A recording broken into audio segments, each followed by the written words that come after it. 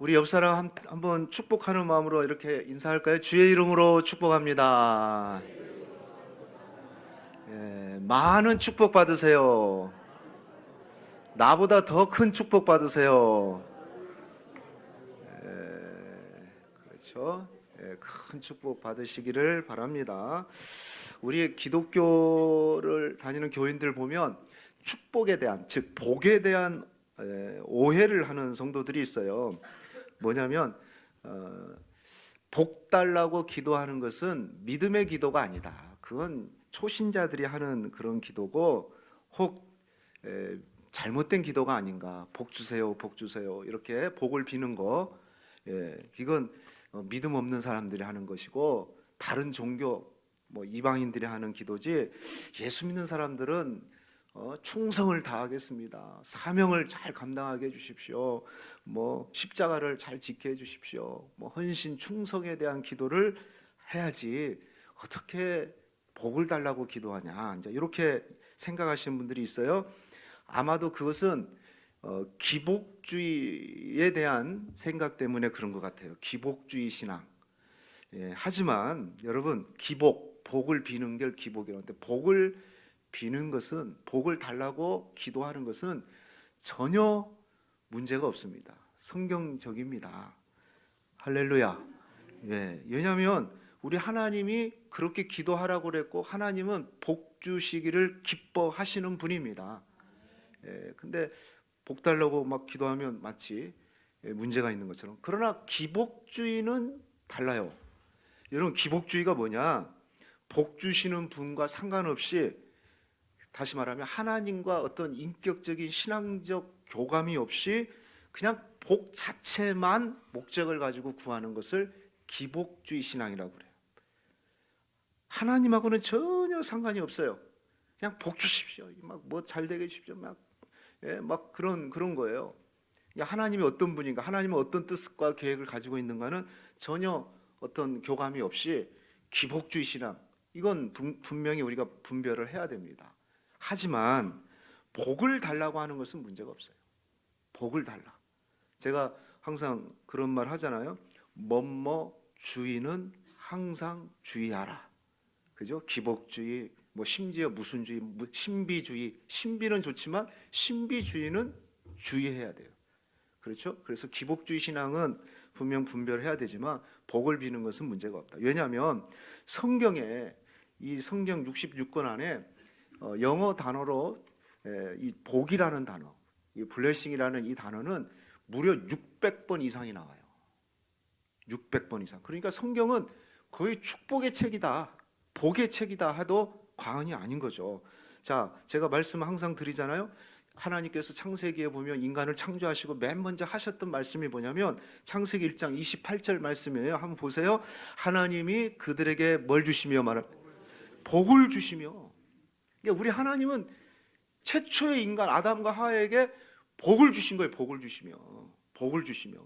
그 첫 말씀이 복이에요. 자, 이 말은 무슨 얘기냐? 우리 하나님은 복의 근원이 되신다는 분이에요. 만복의 근원자. 해볼까요? 만복의 근원자. 그렇습니다. 만복의 근원자가 되셔요. 모든 복은, 만복은 하나님으로부터 들어오는 거예요. 그래서 복을 구하는 것 자체, 우리 하나님께 복을 달라고 하는 거, 이건 절대 잘못된 것이 아닙니다. 문제는 복 자체를 인생의 목적으로 삼고 기복주의적인 그런 신앙 자체가 문제인 것이지, 하나님의 자녀라면 하나님 아버지께 복을 구하는 것은 권리이고 저는 특권이라고 생각합니다. 여러분, 복을 구하시기를 축복합니다. 자, 그러면 성경에, 신구약 성경, 구약과 신약 성경에 보면 복이라는, 하나님으로부터 주시는 복의 본질은 같지만 약간 구약과 신약의 좀 내용을 이렇게 들어가 보면 복의 내용이 조금 달라 보여요. 자, 먼저 구약을 보면 구약의 축복 부분은 신명기 28장, 우리가 너무 잘 알죠? 자, 그 중에서 몇 절 한번 볼까요? 4절부터 한번 보면, 내 몸의 자녀와 내 토지의 소산과 내 짐승의 새끼와 소와 양의 새끼. 이거 이제 요즘으로 우리 직장 얘기하는 거잖아요. 기업 얘기하는 거고, 그 새끼가 뭘 받을 것이며, 내 강주리와 내 떡반죽 그릇이 복을 받을 것이며, 자, 6절은 같이요. 내가 들어가도 복을 받고 나가도 복을 받을 것이며. 여러분, 들어가도 복을 받고 나가도 복을 받으시기를 축복합니다. 여호와께서 너를 위하여 하늘의 아름다운 보고 축복의 창고, 그 축복의 창고를 여시사 내 땅의 때를 따라 비를 내시고 내 손으로 하는 모든 일에 뭘 주시며 복을 주시며. 복 받고 싶은 사람은 크게 하세요. 복을 주시리니 내가 많은 민족에게 시작 꿔줄지라도 너는 꾸지 아니할 것이라. 어떤 사람은 맨날 꾸러 다니는 사람이 있어. 좀 줘. 근데 될 수 있으면 꿔주는 사람이 되시기를 축복합니다. 자, 3절, 13절 같이 읽어볼까? 시작. 여호와께서 너를 머리가 되고 꼬리가 되지 않게 하시며 위에만 있고 아래에 있지 않게. 우리 자녀들 꼭 기도할 때 그러잖아요. 우리 자녀들이 머리가 되고 꼬리가 되지 않게 해주옵소서. 할렐루야. 이런 축복 뭐 몇 가지지만 한마디로 말하면 뭐 만사 형통하고 무병장수하고 부귀영화 누리고 자손번성하고 이런 하나님 성경에 이런 약속이 있어요. 이런 복을 구하는 것이 절대로 비성경적이지 않다. 따라합시다. 받을 수만 있으면 엄청나게 받지 않아. 받을 수만 있으면 받으세요. 그러죠. 받을 수만 있으면 받아야 돼요. 그런데 구약 성경은 그렇고 신약 성경에 보면 이 복이 한 걸음 더 뭐라 그럴까요? 더 나간다고 그럴까요? 업그레이드 된다고 그럴까요? 그 신약의 대표적인 복이 팔복이에요. 팔복. 많이 받으라고 계속 띄워놓네요. 보니까. 자, 팔복을 한번 보시면 이래요. 우리 마태복음 5장이잖아요. 심령이 가난한 자는 복이 있나니 천국이 저희 것이며 애통하는 자는 좀 다르죠. 복이 있나니 그들이 위로를 받을 것이요 온유한 자는 그들이 땅을 기업으로 받을. 의에 줄이고 목마른 자는 복이 있나니 그들이 배부를 것이며 의를 위하여 박해를 받는 자는 그저 천국이 그들의 것입니다. 박해를 받는 자는 의를 위해서 주님을 위해서 박해를 받는 자는 복이 있다. 그러니까 완전히 구약 앞에서 신명기 28장과 이게 팔복 신약의 마태복음 5장의 복음 분위기가 확 달라졌죠. 이건 예수님이 직접 하신 말씀인데 그래서 우리는 이렇게 생각하셔야 돼요. 교회를 오래 다니고 믿음이 좋은 사람과 한번 생각해 보세요. 교회를 오래 다니고 믿음 좋은 사람과 전혀 예수를 믿지 않는 불신자들을 이렇게 비교해 봤을 때 이런 신명기 28장의 복을 이렇게 생각해 보면 대체로 누가 더 복을 많이 받은 것 같아요?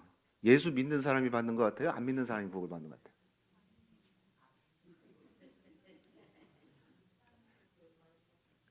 별로 자신감이 없나 보네.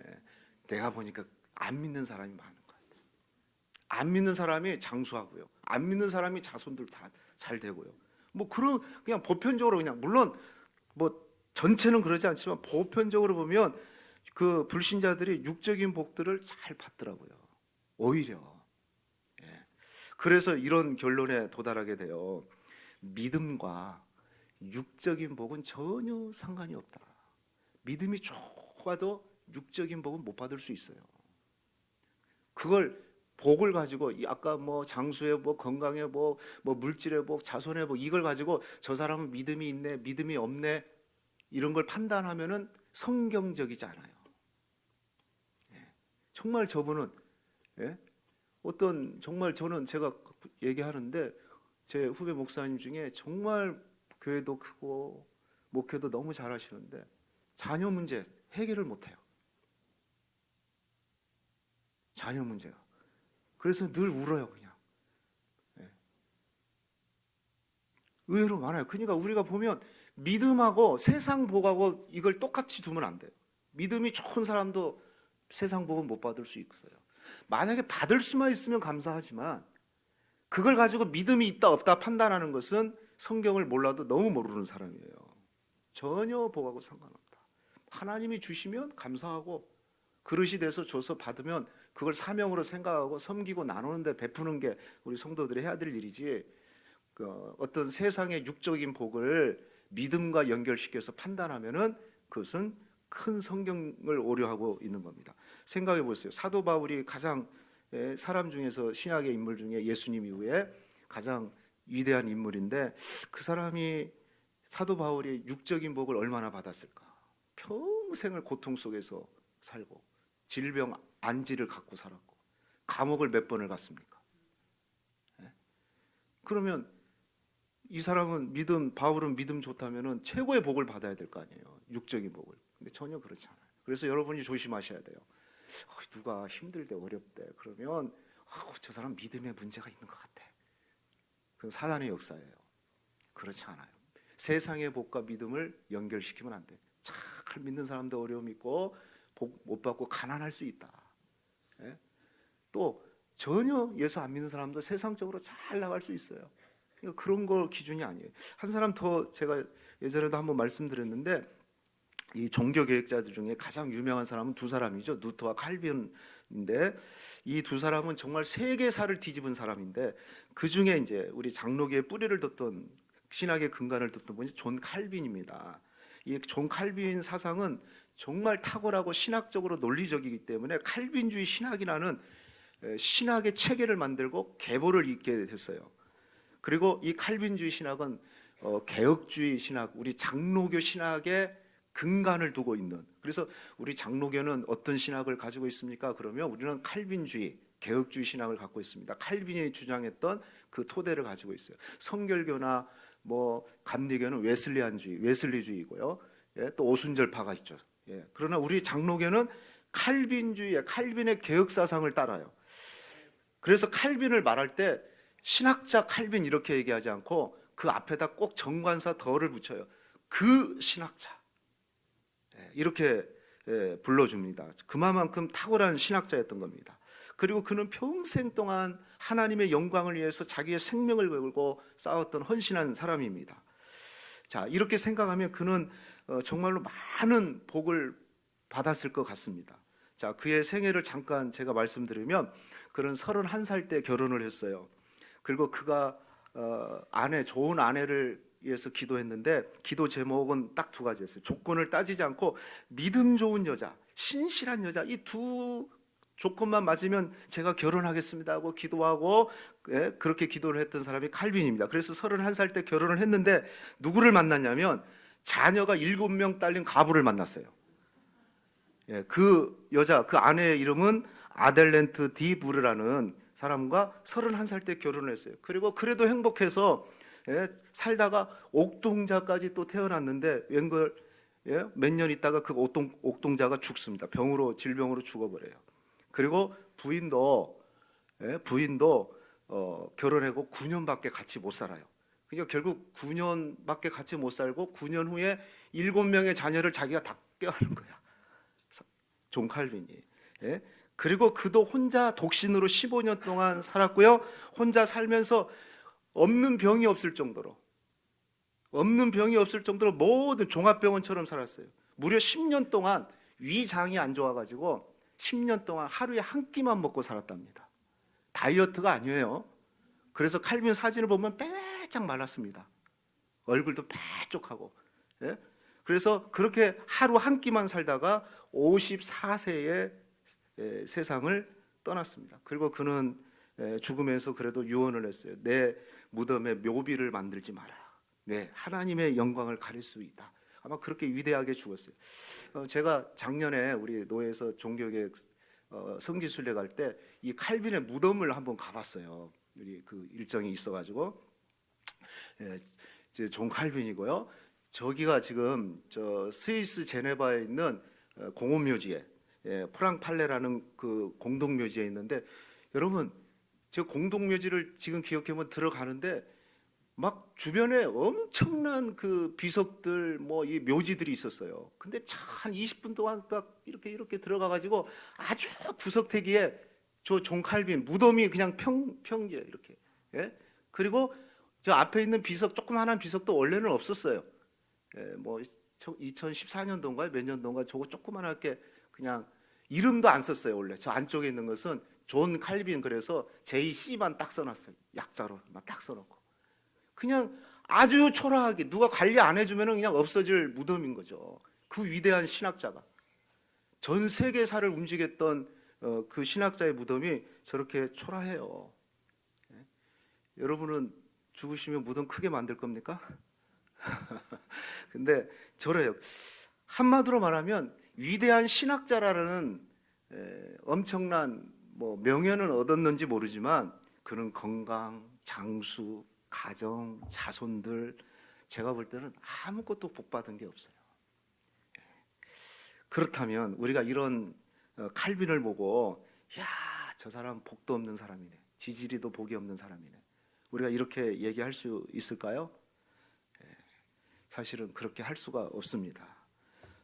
장수의 복이나 물질의 복은 절대적인 복이 아닙니다. 있으면 감사한 복이고, 그죠? 있으면 감사하고, 그리고 그것은 또 신앙하고도 전혀 상관이 없어요. 그래서 앞에서 말씀드린 대로 예수를 잘 믿어도 가난할 수 있어요. 죄가 아니에요. 가정에 문제 생길 수 있어요. 어려운 문제 있을 수 있어요. 자녀들 내 마음대로 안 될 수도 있어요. 전혀 그거하고 상관없어요. 그래서 하나님 앞에 우리는 잘 크도록 또 잘 되도록 기도할 뿐인 거죠. 문제는 이렇게 신앙과 복을 연결시키지 말아야 돼요. 그렇다면 우리 성도들은 정말 그런 아까 육적인 복들은 주시면 감사한 거고 그걸 하나님의 축복으로 알고 섬기고 나누는 데 쓰면 되는 거고, 그러나 그것과는 비교할 수 없는 하나님의 복이 있어요. 우리 성도들이 정말 받아야 하고 누려야 될 복이 뭐냐? 자, 에베소서 1장 3절에 있는 말씀이에요. 우리 같이 한번 읽어봅시다. 시작. 찬송하리로다 하나님 곧 우리 주 예수 그리스도의 아버지께서 그리스도 안에서 하늘에 속한 모든 신령한 복을 우리에게 복 주시되. 그리스도 안에서 하늘에 속한 모든 신령한 복. 할렐루야. 여러분, 우리 성도들이 정말 사도 바울이 이게 사도 바울이 감옥에서 쓴 에베소서잖아요. 감옥에서 찬송이 빵 터질 때가 뭐였냐? 그게 뭐였습니까? 그리스도 안에서 하늘에 속한 신령한 모든 복을 내가 받았구나. 이게 감옥에서 그냥 찬송이 터진 거예요. 여러분은 어때 찬송이 터지는지 모르겠어요. 뭐 때문에 여러분이 심각하게 생각하는지 모르겠어요. 여러분, 우리가 하나님의 축복을 받았다는 건 어떤 복입니까? 물질의 복을 받고 막 이걸 복받아 그것에 흥분되고 그거 없으면 짜증내고 그런 차원이 아닙니다. 성경에서 말하는 복, 그리스도 안에서 하늘에 속한 모든 신령한 복, 그리스도를 통해서 주시는 복이요, 그리고 하늘에 있으니까 이 땅의 복이 아니에요. 복 많이 받고 이 땅에 가져갈 겁니까? 아니잖아요. 제가 예언 하나 또 한 번 해드릴까요? 여러분이 갖고 있는 통장 하나도 다 못 쓰고 가니까 걱정하지 마세요. 다 쓰고 갈 사람 아무도 없어요. 남겨놓고 가실 분들이야. 다 그만큼 복 받은 분들이에요. 여러분, 이 땅의 복. 하늘에 속한 복이에요. 영적인 복, 신령한 복이라고 하잖아요. 영적인 복이에요. 이걸 구원의 복이라고 그래요. 모든 그랬으니까 바로 이 안에 다 있다는 거죠. 다시 말하면 아무리 이 세상에서 육적인 복을 엄청나게 받아도 이 신령한 복을 못 받으면 아무 소용이 없다. 아무 소용이 없어요. 구체적으로 조금 더 얘기해 볼까요? 그 4절부터, 에베소 1장 4절부터 6절까지 한번 봅시다. 곧 창세전에 그리스도 안에서 우리를 모아사 택하사 우리로 사랑 안에서 그 앞에 거룩하고 흠이 없게 하시려고 그 기쁘신 뜻대로 우리를 예정하사 예수 그리스도로 말미암아 자기의 아들들이 되게 하셨으니 이는 그가 사랑하는 자 안에서 우리에게 거저 주신 바 그의 은혜의 영광을 찬송케 하리라. 보세요. 창세전에 우리를 하나님 자녀 삼기 위해서 이 신령한 복을 주시기 위해서 창세전에 우리를 택하셨대요. 이 타이밍에는 아멘이 나와야 될 타이밍이에요. 여러분, 창세전에 우리를 선택하셨대요. 여러분이 그냥 구원받은 게 아니에요. 창세전에. 그리고 뭐라고 그랬습니까? 거룩하고 흠없게 하시고. 우리는 거룩하고 흠없는 존재가 아니잖아요. 죄로 물들어 있는 존재인데 그게 없게 하시려고 그 기쁘신 뜻대로, 하나님의 기쁘신, 하나님이 좋아서, 여러분, 우리를 택하시고 우리를 자녀 삼아 주신 것은 우리가 흠이 없어서가 아니라 그냥 하나님이 너무 좋은 거야.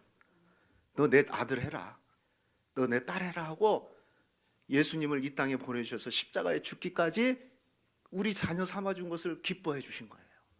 바울이 요걸 깨달은 거예요, 이 사실을. 그래서 바울이 감옥에 있었는데, 지금 이 글을 쓸 때가 감옥에 있었어요. 감옥에서 찬송이 터진 거예요. 찬송하리로다.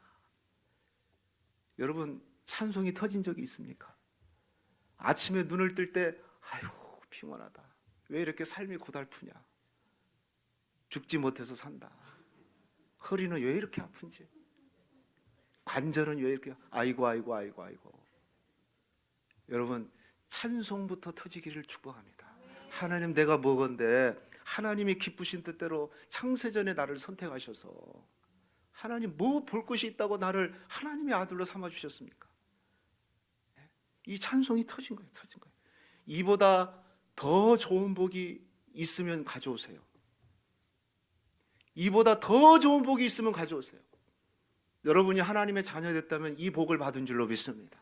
다 없어질 것들, 하루아침에도 뒤집어질 복이 아니에요. 영원한 신령한 복, 하늘의 복이에요.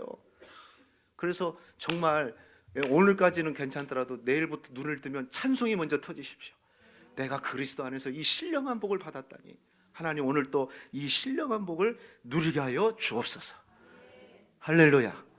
이건 세상에 없는 복이에요. 이보다 더 좋은 복은 없어요.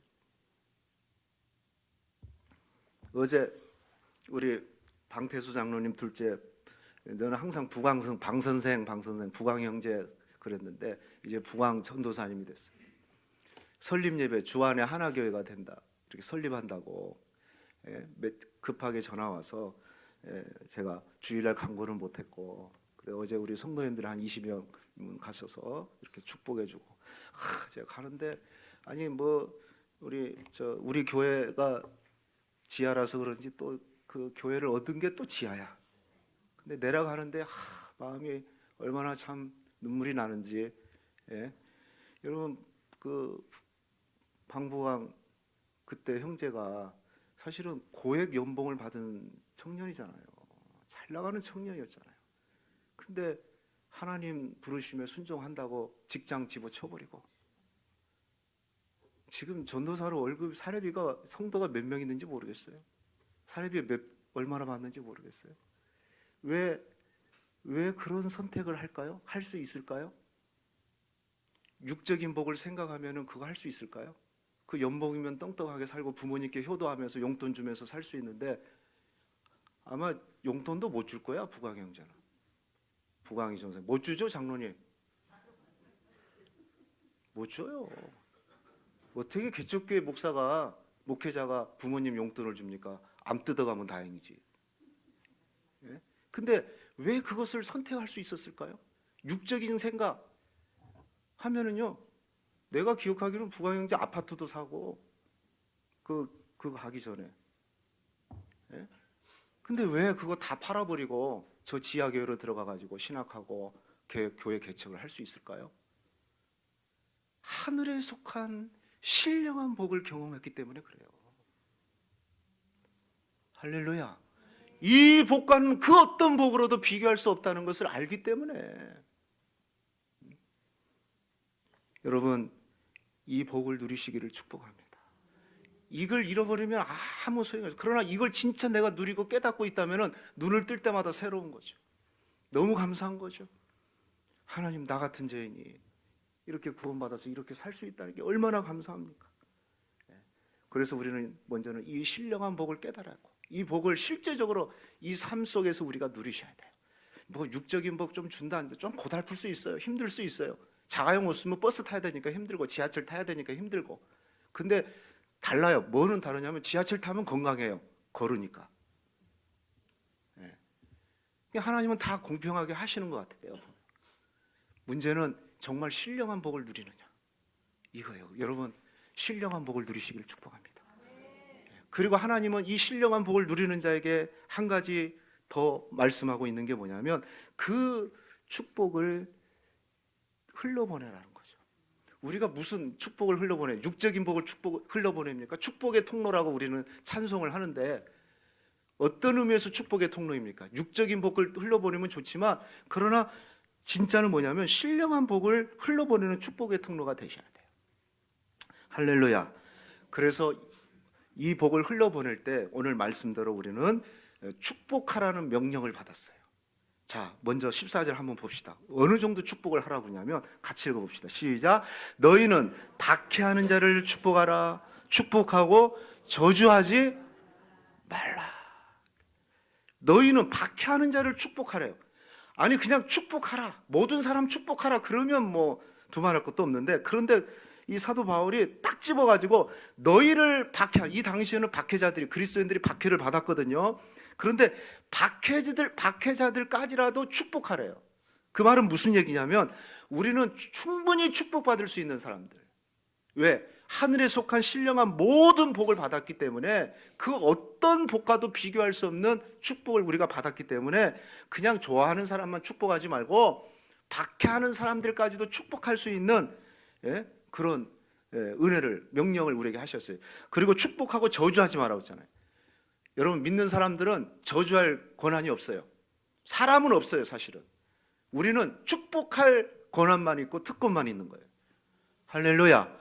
여러분, 축복하시기를 축복합니다. 어느 정도요? 나를 미워하는 사람까지도 축복하고, 박해하는 사람은 없을 것 같으니까, 그러나 미워하는 사람은 있을 거 아니에요. 그런 사람을 위해서도 여러분 축복하고, 축복할 의무와 사명을 우리에게 오늘 명령으로 하나님이 주신 겁니다. 그만큼 우리는 우리가 받은 축복이 크다는 거예요. 충분히 축복할 자격이 있다는 거죠. 자, 베드로전서 3장 9절 말씀 보세요. 아주 중요한 말씀이에요. 같이 읽어봐요. 시작. 악을 악으로, 욕을 욕으로 갚지 말고 도리어 복을 빌라. 이를 위하여 너희가 부르심을 받았으니 이는 복을 이어받게 하려 하심이라. 보세요. 악을 악으로, 욕을 욕으로 갚지 말고, 그 다음에 도리어 뭐하라? 도리어 복을 빌라. 여러분, 복을 축복하라는 말이잖아요. 복을 빌라 그래 놓고 또 뭐라고 그랬습니까? 이를 위하여 너희가 뭐 했다? 목사님, 나는 하나님이 왜 부르셨는지 모르겠어요. 복을 빌라고. 다른 사람에게 복을 빌라고 하나님이 부르셨어요. 여러분, 부르심은, 여러분, 하나님 날 왜 불렀는지 몰라. 하나님 나를 순교자로 부르셨나? 여러분, 순교자로 부르신 분 계세요? 선교사로 부르신 분 계세요? 선교사로 나가신 분 빨리 이렇게 손 드세요. 내가 우리 교회에서 파송해 드릴게. 근데 그런 부르심이 아니고 복을 비는 축복자로서의 부르심을 받은 줄로 믿습니다. 야, 기가 막힌 얘기 아닙니까? 어려운 게 아니잖아요. 너 순교자로 불렀다 그러면 얼마나 부담스러워요. 목회자로 불렀다 오면 얼마나 힘들어요. 그런데 그게 아니고 복을 빌라. 너희를 이를 위하여 너희가 부르심을 받았다. 복을 비는 자로 부르심을 받았고, 또 그 다음에 보니까 이는 복을 이어받게 하려 함이라. 복을 빌 뿐만 아니라 그 복을 빌음으로 말미암아 우리가 복을 이어받는 그런 축복이 있다는 거예요. 저는 이 말씀 준비하면서 막 힘이 나더라고요. 그렇구나. 내가 복을 빌어야 되는구나. 여러분, 부모님들이 복을 비시기를 축복합니다. 할렐루야. 이걸 위해서 우리가 부르심 받은 거예요. 그리고 그렇게 될 때 우리가 복을 이어받는 자가 되는 거예요. 자, 그래서 우리는 무조건, 성도라면 무조건 축복해야 돼. 미워할 권한도 없고, 더구나 저주할 수 있는 특권은 아무도 없어요. 누구를 저주합니까, 우리가? 저주하면 하는 사람이 저주받는 거지. 오직 축복할 권세만 있다. 할렐루야. 자, 보세요. 예수님이 마태복음 10장에 보면 제자들을 파송하면서 하신 말씀이 있는데, 그 중에 12절 13절입니다. 같이 한번 읽어봅시다. 시작. 또 그 집에 들어가면 평안을 빌라.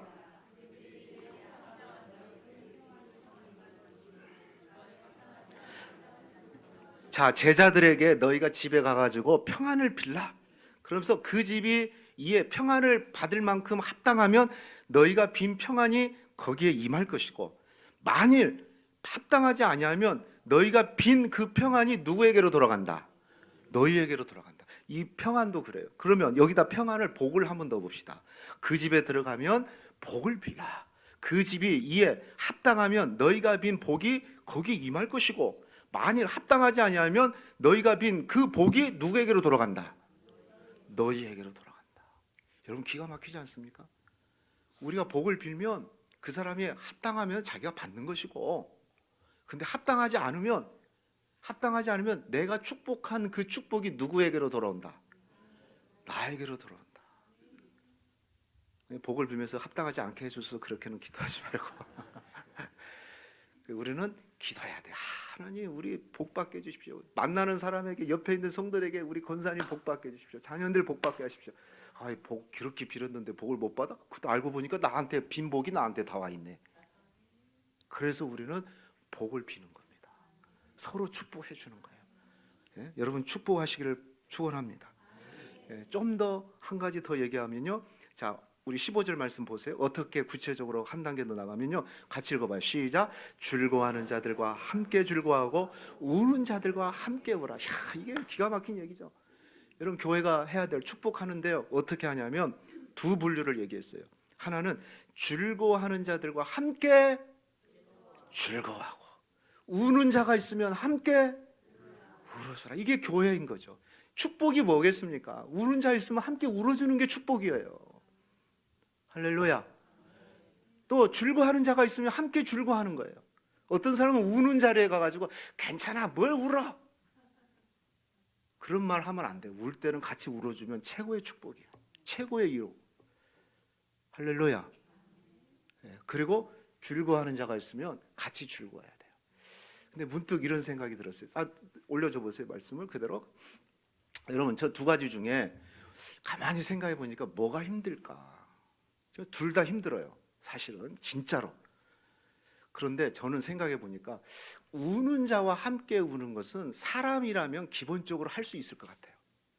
슬픔 당한 자에게 같이 울어주고 하는 건 조금 하면 돼요. 근데 더 힘든 것은 즐거워하는 자들과 함께 즐거워한다? 너무 쉬울 것 같지만은 사실은 쉽지 않아요. 이걸 좀 다르게 각색해 볼까요? 저쪽 집 자식이 잘 된 걸 우리 집 자식은 잘 안 되는데 저 집만 잘 돼. 같이 즐거워해 준다? 굉장히 수준이 있어야 되는 사람입니다. 여러분 그런데 이것을 하라는 거예요. 이게 교회가 해야 될 일이에요. 교회가 박해자들까지도 축복하는데 한 걸음 더 나가서 우는 자들이 있으면 그냥 애면하지 말고 우리 저 성도님 왜 이렇게 울고 있지? 왜 이렇게 힘들어하지? 가서 손 한번 잡아주면서 같이 울어주는 것이 축복하는 거고. 야 정말 좋은 일이 있구나. 내일처럼 함께 즐거워해주고 즐거워해주는 것이 그게 바로 또 축복해 주는 거라는 것을 지금 말씀하고 있는 겁니다. 저는 우리 동명교회 성도님들이 나는 받은 축복이 없어. 아니에요. 구원받았으면 하늘의 신령한 복을 다 받은 사람들. 그 복을 흘려보내십시오. 할렐루야. 그리고 만나는 사람들에게 축복하십시오. 만나는 사람에게 언어로 말로 축복하고 기도로 축복하고 예수 이름으로 축복하고 그리고 즐거워하는 사람이 있으면 같이 즐거워해주고 함께 정말 진심을 다해서 축복하는 마음으로 즐거워해주면 그 축복이 나한테도 임하고 어려움 당한 성도가 있으면 함께 울어주면서 또 해주면 울어주면은 그게 위로가 되고 그게 또 축복이 되는 겁니다. 저는 이게 바로 교회가 해야 될 사명인 겁니다. 우리는 누구를 미워할 특권도 없고 그러죠. 누구를 더구나 저주할 어떤 특권은 아무도 없습니다. 단 한 가지가 있다면 축복할 수 있는 특권과 의무와 사명을 받았어요. 명령어이기 때문에. 우리 동명교회 모든 성도님들은 서로가 축복하기를 축복합니다. 받을 수 있으면 받을 거고 못 받으면 내가 받은 거니 마음껏 축복해서 정말 우리 동명교회 모든 성도들이 영육의 축복을 받는 저와 여러분 되시기를 주의 이름으로 축원합니다.